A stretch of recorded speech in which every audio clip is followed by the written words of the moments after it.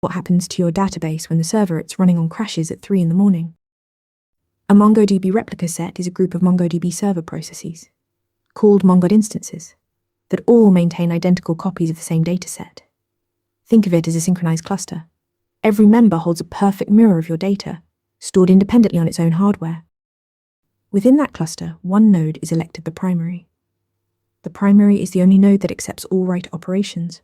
The remaining nodes are called secondaries.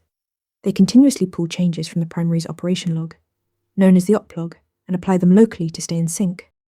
Here's where replica sets become indispensable. If the primary goes down, the remaining nodes automatically detect the failure and hold an election. Within seconds, a new primary is chosen and the cluster resumes accepting writes. No manual intervention, no prolonged downtime. Replica sets give you two operational benefits. Redundancy means your data survives hardware failures across multiple nodes, and you can optionally route read traffic to secondaries to reduce load on the primary.